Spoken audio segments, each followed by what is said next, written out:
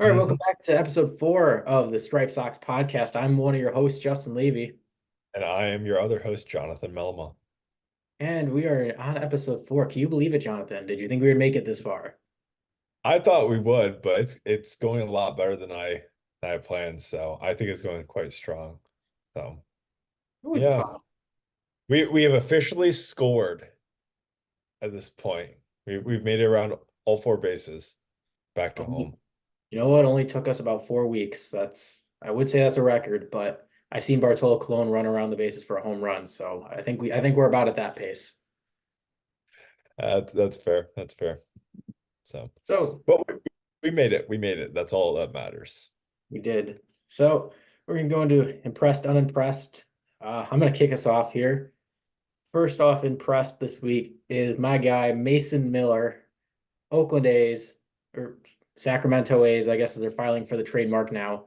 Dude is absolutely insane, which also leads to my second impress, which is in fact the A's winning 4 of their last 6. Mason Miller had 3 saves during this span, at least 3 saves. I mean, what else can I say? This guy came up last year, didn't really have a lot of experience. He had an 0-3 record and just about like a 3.3 ERA. But this season, it's been absolute lockdown. 2.25 about 15 innings already on the season. And I mean, dude looks unhittable. Yeah, likewise, I also have Mason Miller here in three save opportunities. He has three saves, zero hits allowed, seven strikeouts, zero walks. Really just impressive.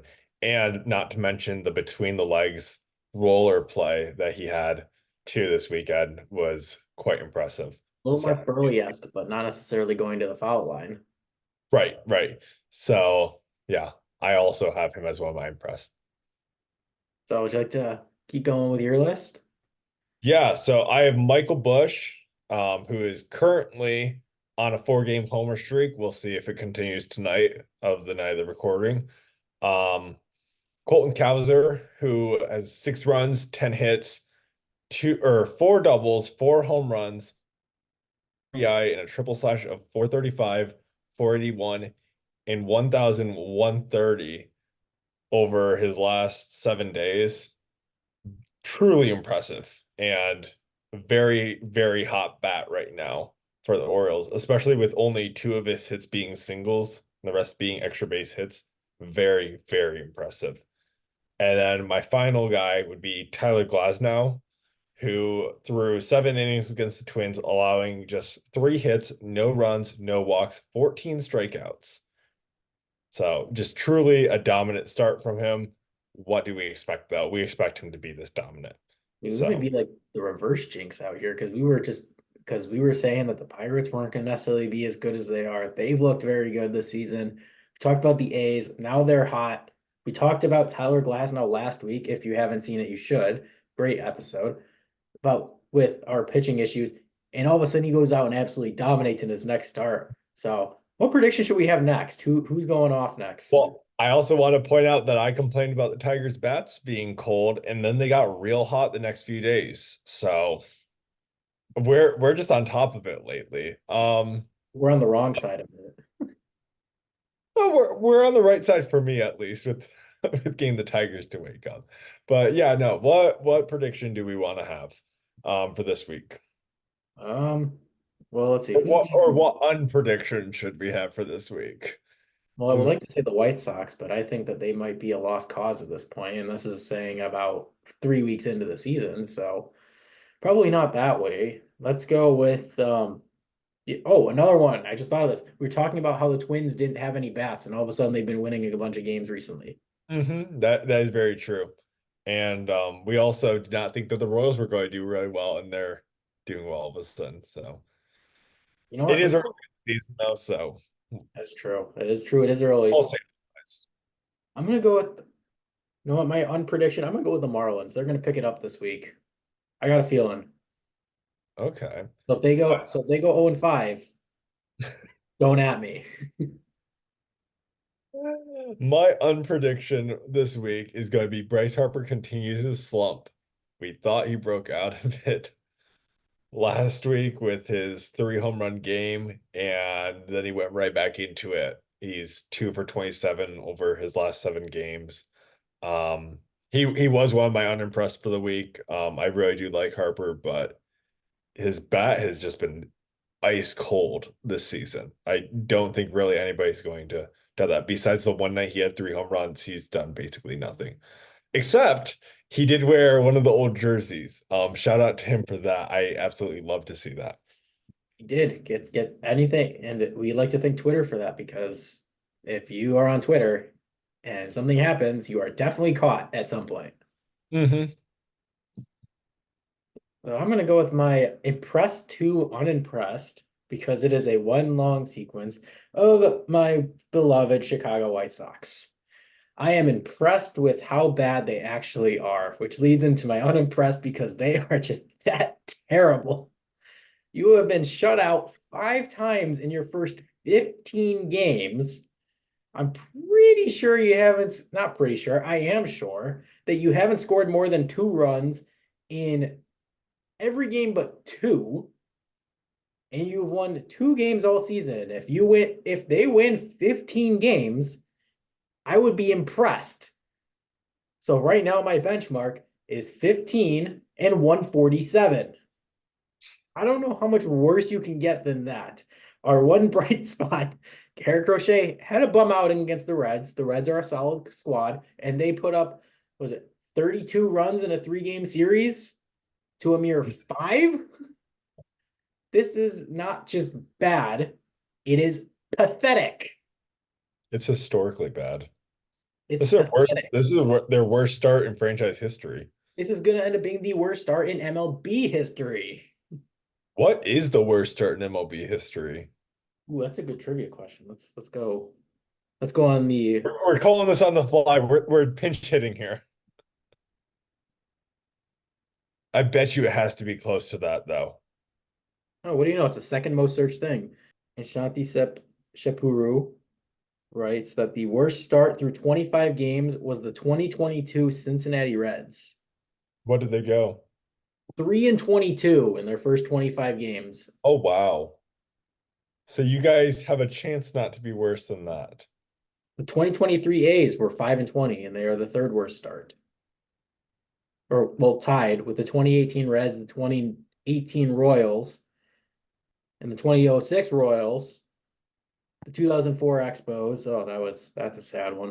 1995 Marlins.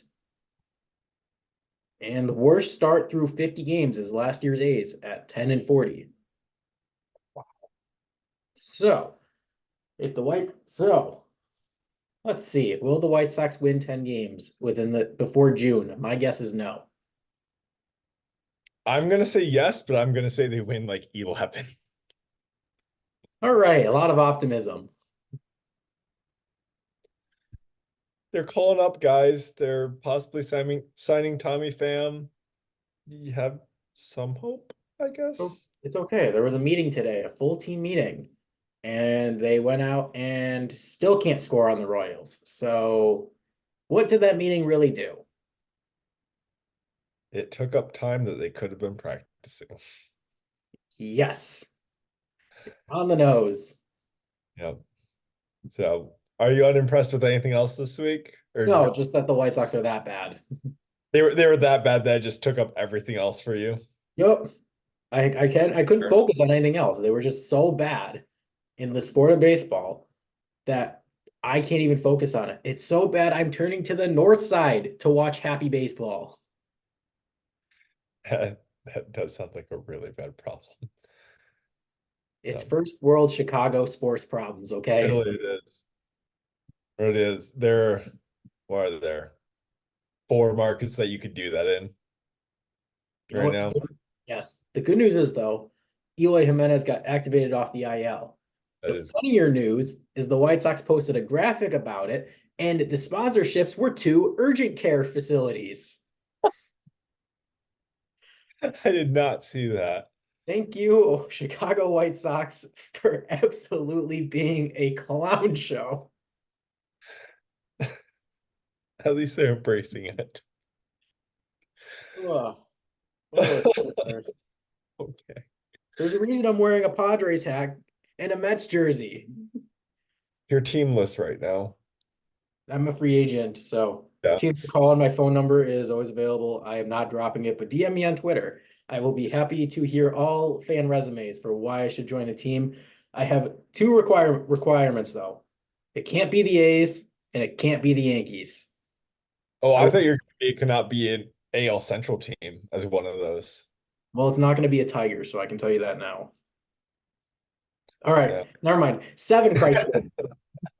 No, six. I can't count. Six criteria. No Yankees, no A's, no Tigers, no Twins, no Royals, no Guards. You could have shortened that to three if you just would have said no AL Central, no Yankees, no A's. This is why I'm not a math major, okay? This is why I'm going into baseball. There you go. So, anyways, pivoting back to unimpressed. I already talked about Bryce Harper and the jersey.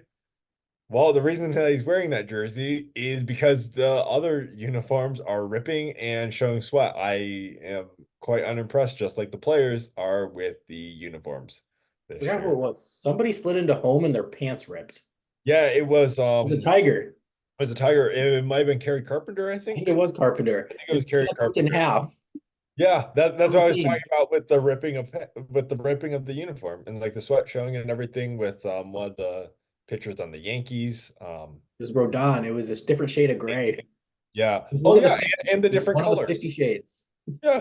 And the different colors between the pants and the Yes. top because they're dyeing them at different locations. I'm like, come on, guys. Like, oh, this is just such a terrible situation. I hope that by the All-Star break we have this fixed. I mean, Like, hey, you could be the you know what? For people that have been talking about jerseys with the Phillies jersey, it's not that bad. There's a reason it's called unapologetic. They are not apologizing for how it looks.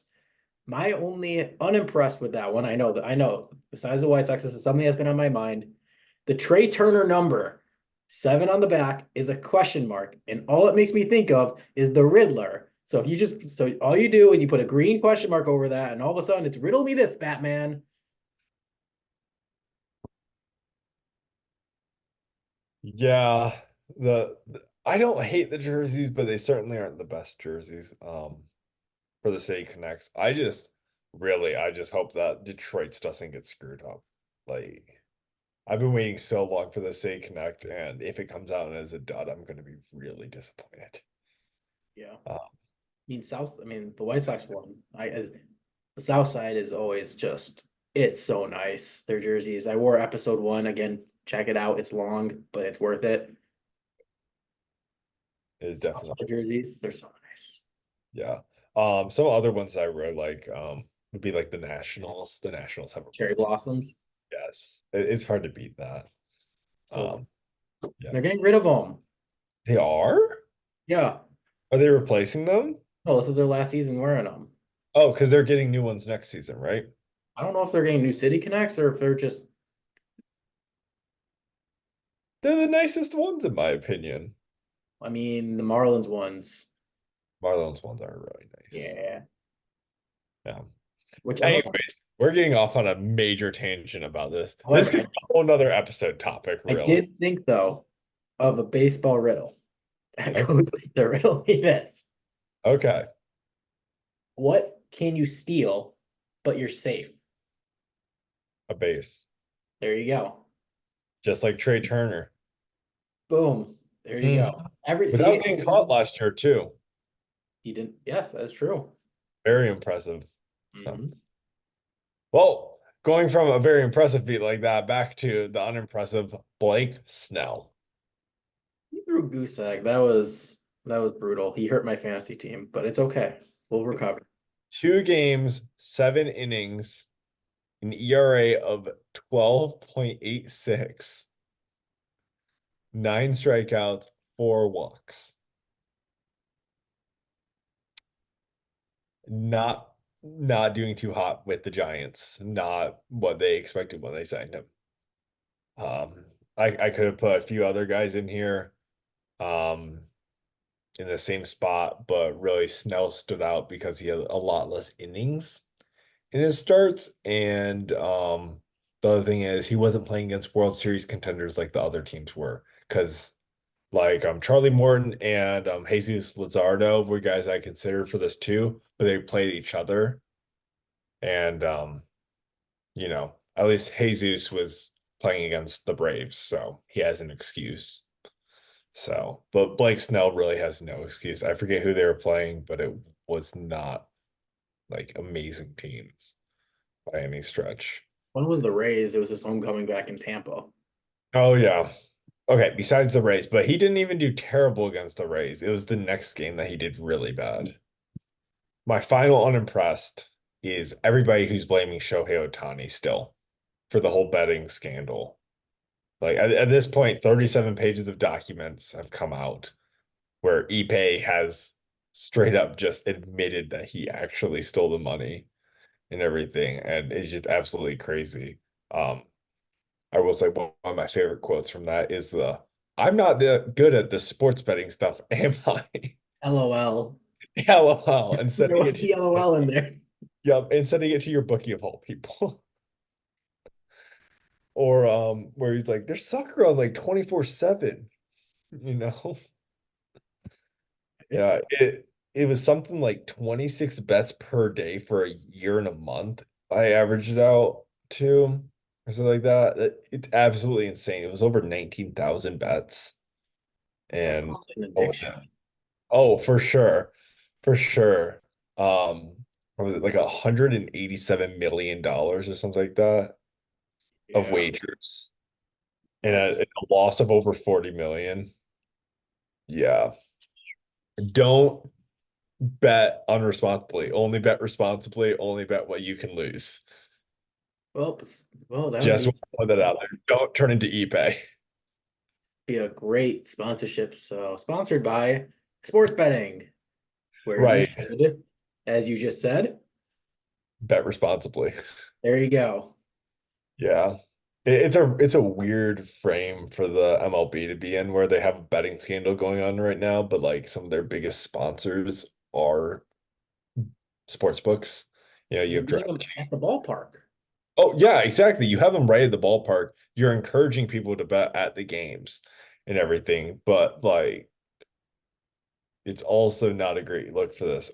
It's crazy. Like Shohei trusted this man so much. It was his best friend.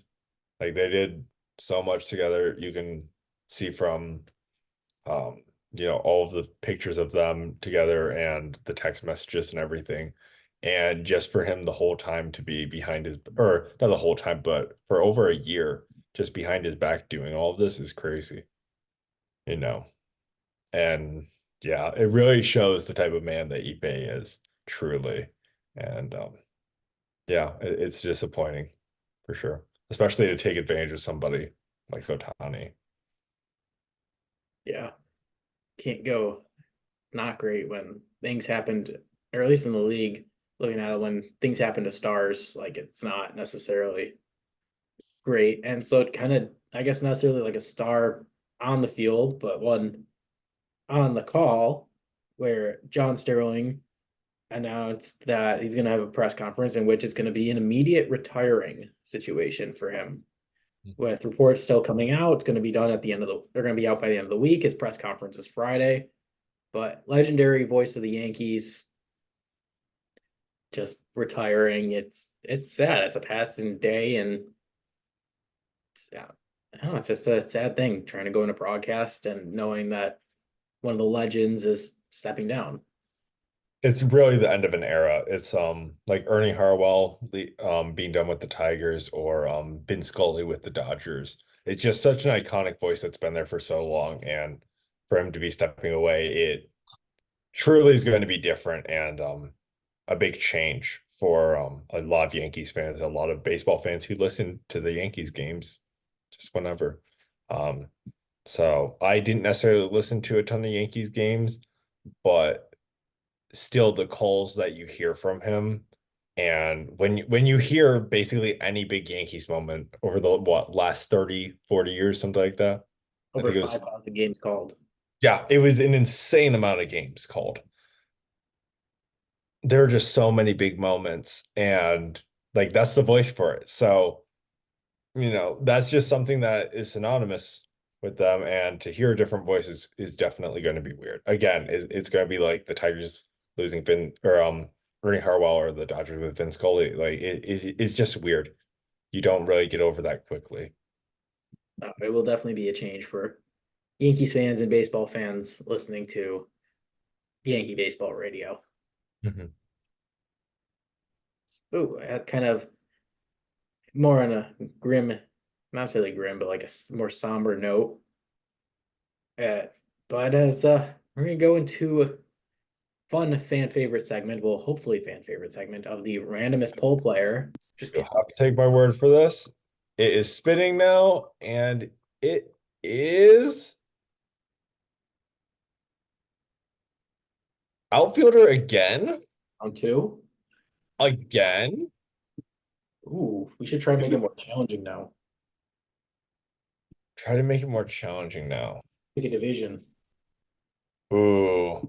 No, I think we can keep it with random players for now. Maybe in like a month or two, then we can start making it a little bit trickier.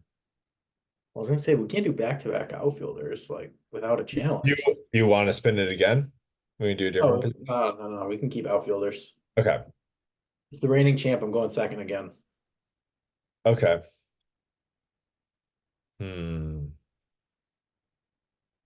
This is so much pressure on me because I have to think of somebody like truly, truly out of nowhere.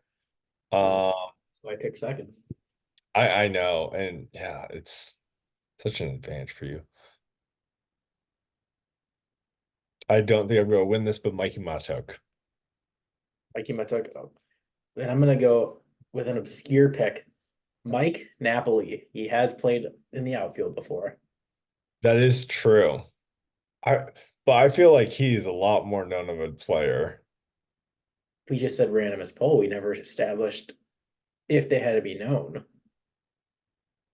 Oh, I that's how I always go off of it All is right, all right, all right. Fine. okay. You still have the lead I in this. do. So Fine. I just Somebody else. no longer am scoreless. So Yeah, I'll give you that one because it's we okay. just You can established. save a more random player for another time. Yeah, that's fair. I'll give you it. Thank you. Yay, so I finally have points on the board. You did it. You are officially halfway to the White Sox win total. They're just gonna get so much shade in this. They are catching so many strays All I from had the to do was White win Sox. this 1 week, and I have more wins than them. What am I doing? Yeah, you've only played 4 games and Win one. you I only played have four. I've yeah. done 3 rounds. We've done 3 rounds of it, yeah, and you already have That as many many wins wins as them in and three a games. longer win streak. Yeah, that is true. All right, I'll get you next week. I'm sure you probably will. If it's another outfielder, that is. If it's other stuff, I might have a few tricks on Yeah. myself. Okay.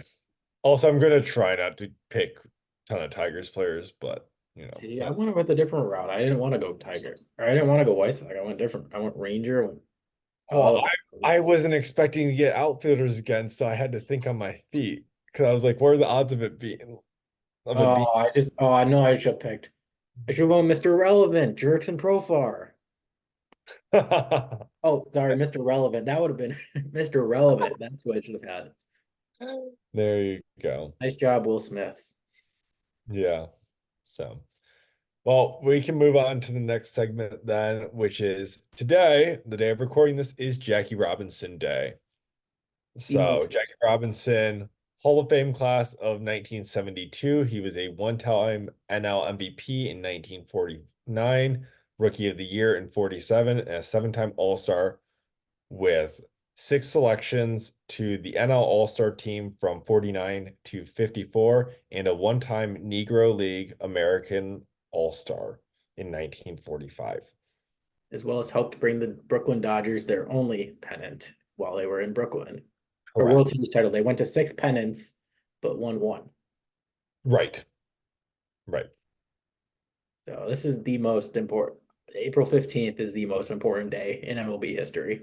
Yes, it is. And arguably the most important player in not just MLB history, but in a lot of sports and even US history. And some people will say that's a stretch with the US history thing. I would say he's definitely up there. Um, he with him breaking the color barrier for MLB, it broke the color barrier in professional sports in the four major sports, that is, for the US and North America. So you had that.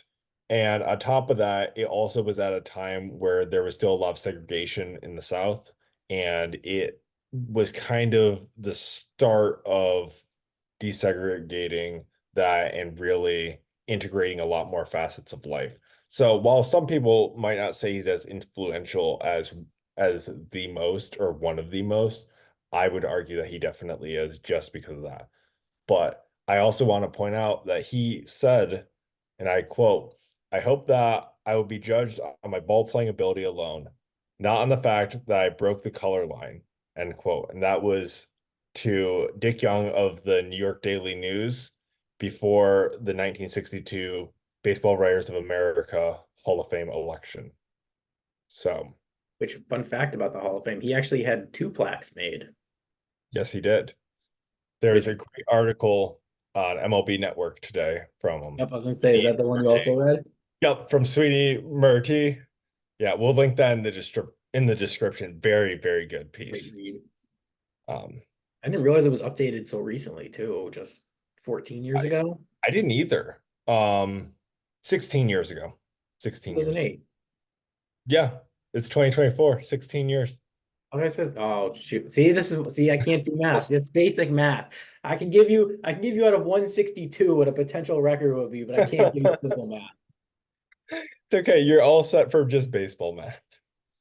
But yeah, 16 years ago, and it really is crazy that it was only updated that long ago. But yeah, I also want to say like it was done with his family and his daughters helping out with that. Oh, what was it, Joe Morgan, I think, who was the representative at the time who helped facilitate that too. Um, yeah, again, you can read more about it in the article that we'll link below, but really, really cool thing. I do personally like the fact that his original plaque didn't say that only because it was his wishes not to. And no, personally, I think that maybe he should have had a separate plaque like off to the side or something that said like just about breaking the color barrier, maybe like about that day, Mhm. but kept the other one. But it's not my plaque, it's not my family, it's not my choice on how to represent that. But I do love the fact that his wish was honored, to keep it just what he did on the field. Um, you know, and if he hadn't wanted that, then I would have no problem with it. I just, you know, I like the fact that he was like, I just wanted to be based on my playing ability. He didn't want anything handed to him. And I think that also shows a lot of his character because he also was a really, really great guy and highly Mhm. regarded in his time. I mean, I know this is like not necessarily like his the Biopic 42. And being honest, it is one of my favorite movies ever. It's been my tradition. Unfortunately, on this Jackie Robinson Day, I'm a little busy with school stuff and whatnot, but it's always my tradition to watch that movie just so I can just so I can always remember about his impact with baseball. And really, it is the quote that Pee Wee Reese said on the field when he suited up. I believe it was in Cincinnati, as it was close to Kentucky, which was still segregated, Mhm. which was one day maybe we'll all be wearing the number 42. And that so encapsulates how the league is today, with everybody on April 15th wearing the number 42 in honor of Robinson. Mhm. Yeah, it really is a special thing. And also like so much respect to Jackie, for everything he had to go through. The jeers from the crowd and the backlash, the threats, all the harassment. It really takes somebody with a lot of mental toughness and just determination to do his own thing and a lot of willpower to block that out. And also props to his teammates teammates who stood with him and or Dodgers ownership who stood with him and gave him that chance. So yeah, it everybody knows the story. Again, 42 does a great job of depicting this, but I just don't think it can be stated enough, like just how much courage and everything it took to do this. And yeah, really how much of a challenge it would be.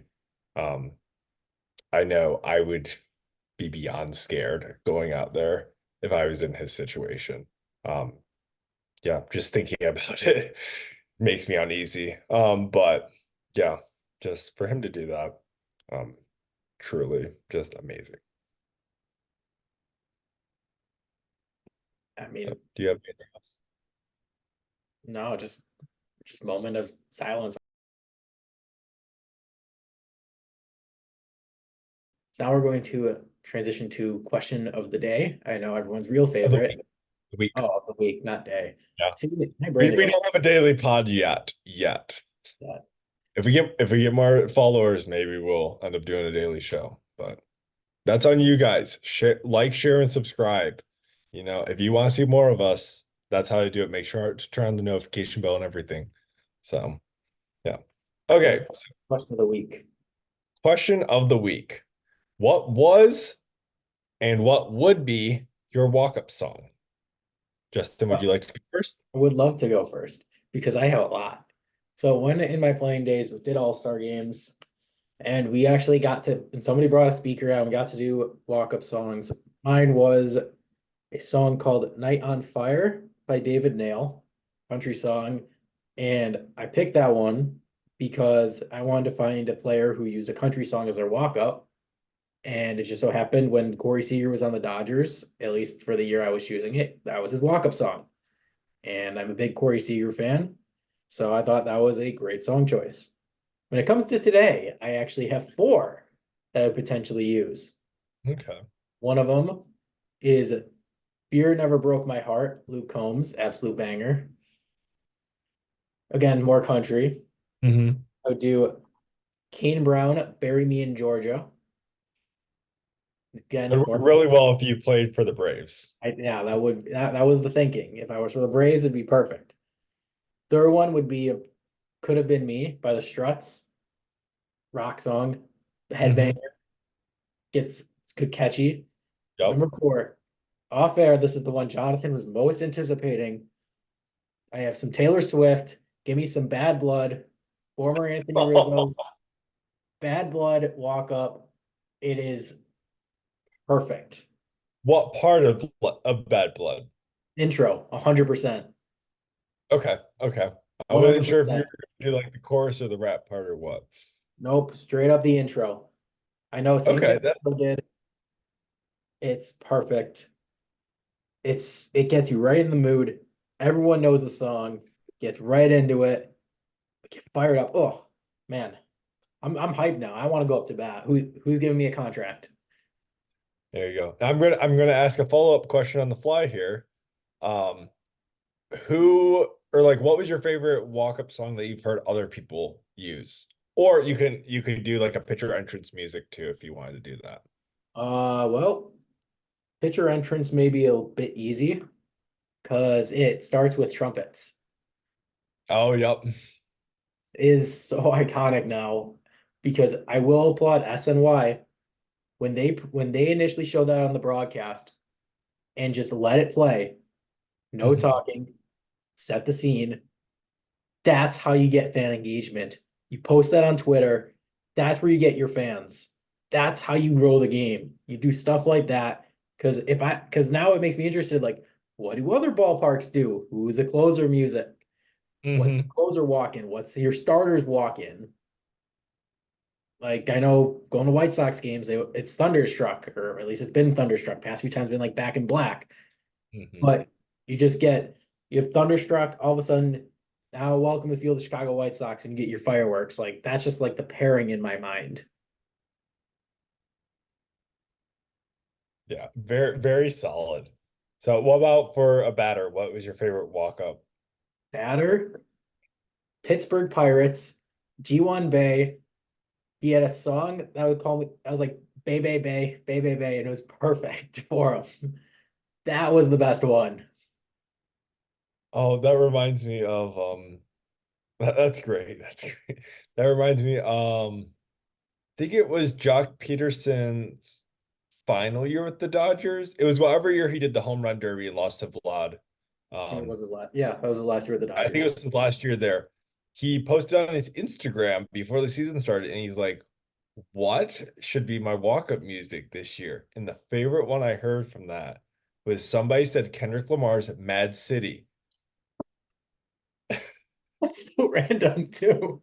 No, because it says every time I'm in the streets, I hear yak, yak, yak, yak. Oh, okay, I got it. Yeah, and they're like like I thought that was literally like the greatest walkout song he It could have reminds done. me of another one too, because it's so synonymous with the Nationals World Series run. Geraldo Parda, Baby Shark. That is a legendary one. No, no, the Baby Shark, do do do do do, Baby Shark. Yeah. Get the entire fans doing it too. Hey, it's great fan engagement, even for the little ones. Really, that's where you're aiming for is the little ones. Exactly. Yeah. Family 'Cause game. they're gonna love it. They're gonna want to go back to baseball games now. Baby Shark's played there. So All right, yeah. what's yours? What's your walk up? Okay. So the walk-up song that I did use in high school was X Gonna Give It To You by Ooh, DMX. okay. And it was a part where it's first we're gonna rock, then we're gonna roll, Okay. then we let pop, like go, X Gonna Give It To You. You know, like that was my walk-up music. That's always been one of the ones that I've really liked. So I did that. And then some other songs I considered for that but didn't end up using would have been the intro to Southern Hospitality by Ludacris. Mhm. Um, was one that I considered, or You Don't Know by 50 Cent, Eminem. What was the other one on it? Stat Quo, I think, is another one on it. Anyways, people know the song, and Hate It or Love It by 50 Cent were other ones I considered for that. You could definitely tell a genre Yeah. that I'm picking out of these. And then what it would be now would be the intro to Hell Breaks Loose by Eminem, Ooh, uh, okay. which it fits so well. Gives you the Say Detroit if I too. played right, if I played in Detroit, and I was good enough, I definitely would ask M. I don't know if he would do it, but I would ask M if he could change a little bit of the lines to like make it flow a little bit more. But it already fits pretty well. The start is I want you to understand something that when I come up in this, I want the fans jumping. I want those fists pumping in the air. I don't look like a millionaire, but I feel like $1 million. Yeah, that's a good one. And I'm like, that is just such a and it comes in with such like oomph and just force to it. Like it's kind of an intimidating song. Um and it's also like a fun song too, a little bit if you listen to it. So yeah, I definitely would say like if I was to be there and I was good enough, I would ask M to maybe tweak a line or two just for it. But even if he didn't, that would be the one that I do now. See, now Yeah. I feel left out that I didn't sing my parts. You just straight up rapped yours. Well, I Win. could have wrapped it in time, but Here we go. I got this. All four. okay, here you go. All five. All right. Start with my actual one. Telling me turn off the highway. Sunset melts all the blue away. Blackbird watching on a telephone wire. Whiskey on our lips and the night's on fire. There you Oh, go. There you go. all right. There's one. All right, one. Trying to think what the other ones are. Well, I only did the one that actually wasn't the one that I would select. So, what out of your four Oh, would you actually select as your last one, then do that one? baby, now we got bad blood. You used to be good. It's gonna be problems. Baby, now we got bad blood. Woo! Okay. And then For walkout music that I really liked, besides Timmy Trumpets, because that one is iconic. I'm gonna go with another iconic one, and this might be the low-hanging fruit, but Enter Sandman, Yep. Mariano Rivera. I'm a big Metallica fan also. So you know, such a good song. So that would be probably That's so iconic too. it really is. Trevor Like Hoffman, Hell's Bells. that would be another one. So Ooh. I could just keep going. a lot of this hard rock and rap are like my thing. So, Mine's the hard rock and country. yeah. Well, at least we have some overlap there. Yeah. I'm trying to And think. hmm? I'll say, I know Liam Hendrix was a version of We Will Rock You. That was like more upbeat. Yeah. Um, and then for my batters, I really loved Spencer Torkelson when he came up with The Show Goes On. Ooh, Uh, that's cool. I absolutely love that. It was my favorite one that year. Yeah, it's a great song. Um, if you don't know it, you're lying. You definitely do. Go look it up. It's by something Lupe is his name. I forget his first name. Um, but if you look up The Show Goes On, you're gonna find it. You're gonna find it. And then my favorite from last year was I think it was Charlie Blackman did Your Love by the Outfield. It's always been your love. It's been it for years. Yeah, it's such a great and yeah, I just love it. There'll be times where I'm playing MLB The Show and I happen to go against Charlie Blackman. I will pause the game and I will pull up the song just for that because it's a great song in general. And then, Mhm. you just yeah, he's an outfielder. It works so well. And yeah, it's been that for a while. Really random off the top of my head. Brian Dozier used to use Welcome to the Jungle. Ooh, Um, okay. yeah, so that was another one. I remember I was watching a broadcast where the Tigers are playing the Twins, and he struck out his first at bat or two. I think it was his first at bat, and he went back to the dugout after that, and he called up to the guys, and he was like, "Switch the song." He's like, "Switch the song now," because he was in like some slump or whatever, and ended up changing it then to "Welcome to the Jungle." So the next time that he came up, he did that, and I think he got like a double or something There's on that. superstitions right there. Then you're not changing it ever Exactly. again. Yeah. Yeah. So yeah, those would be mine. Yeah. My favorite would again be Jock Peterson had he done Mad City. He still could, but yeah, I just think it's too perfect, really. But And as we start to hear our closing music, our closer music, and for our entrance, we we're sadly gonna have to start concluding this episode. Very sad because we could totally go on for hours about walk-up music and closer music. we might have to come back to this another time. We But definitely will. yeah. If you Well, want to hear more about it, let us know in the comments and we'll do another segment of this.